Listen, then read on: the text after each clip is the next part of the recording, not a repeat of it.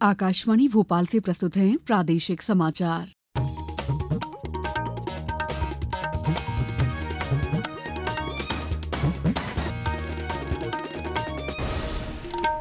नमस्कार, समाचारों के साथ मैं दीपा सिंह। सबसे पहले मुख्य समाचार। गांधी सागर अभयारण्य में कल छोड़े जाएंगे 2 चीते। अगले महीने बोत्सवाना से आएंगे 4 और चीते। संयुक्त प्रवेश परीक्षा जेईई मुख्य द्वितीय सत्र का परिणाम आज किया जाएगा घोषित। सरकार ने 2,000 रुपए से अधिक के यूपीआई लेन देन पर जीएसटी लगाने की दावेदारी को बताया निराधार। और प्रदेश की सभी शालाओं में 22 अप्रैल को मनाया जाएगा पृथ्वी दिवस। अब समाचार विस्तार से।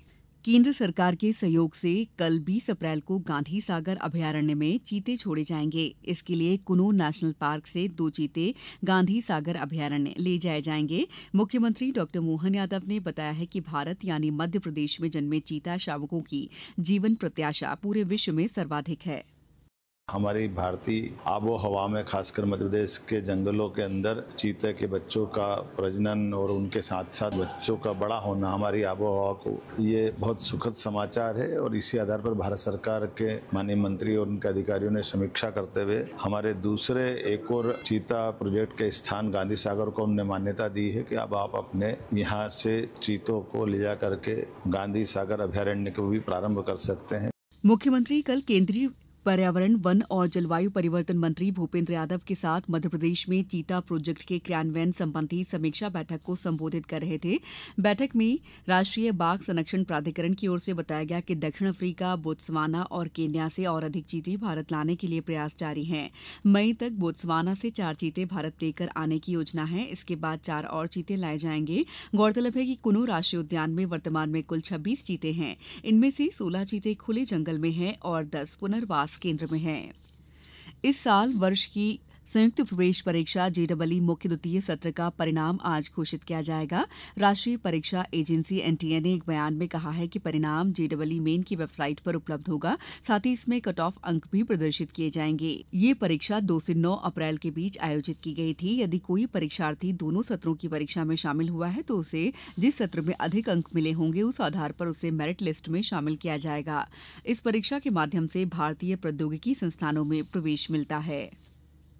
प्रधानमंत्री नरेंद्र मोदी के भाषणों के संकलन संस्कृति का 5वां अध्याय नामक पुस्तक का कल नई दिल्ली में विमोचन हुआ। जुना अखाड़े के प्रमुख आचार्य महामंडलेश्वर स्वामी अवधेशानंद गिरी ने इसका विमोचन किया। कार्यक्रम की अध्यक्षता करते हुए राज्यसभा के उपसभापति हरिवंश ने कहा कि ये पुस्तक एक ऐसा संग्रह है जो सांस्कृतिक संरक्षण के प्रति श्री मोदी की प्रतिबद्धता और भारत की कालातीत परंपराओं को बनाए रखने के उनके दृष्टिकोण को दर्शाती है।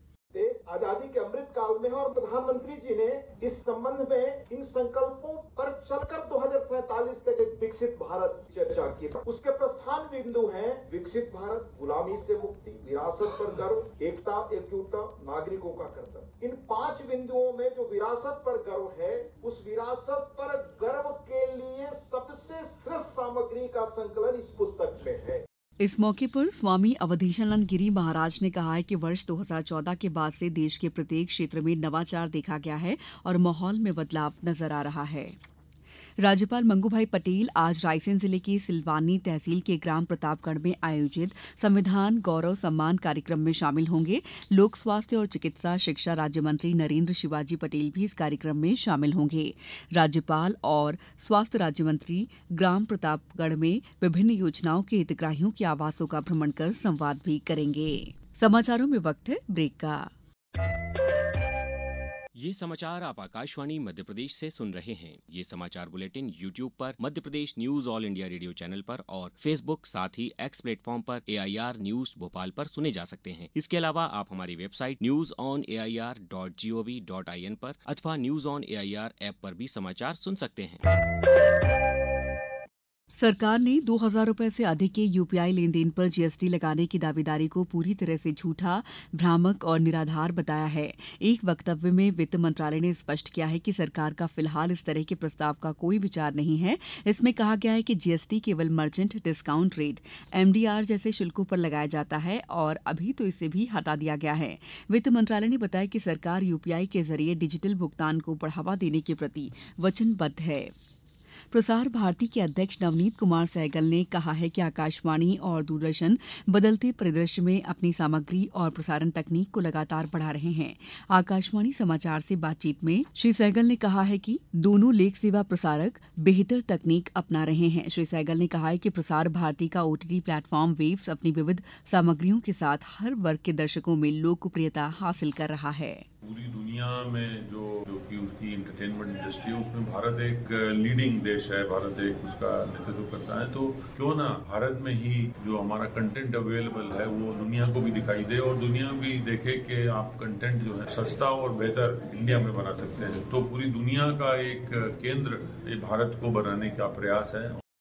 प्रदेश की सभी शालाओं में 22 अप्रैल को पृथ्वी दिवस का आयोजन किया जाएगा। पृथ्वी दिवस के आयोजन में विद्यालय द्वारा eco club for mission life portal पर पंजीयन किया जाएगा।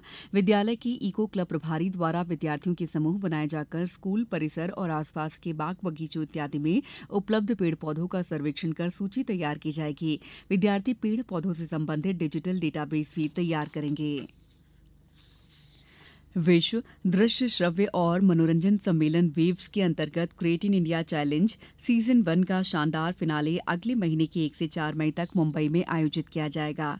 अब सभी 32 चुनौतियों के लिए पंजीकरण बंद हो चुके हैं।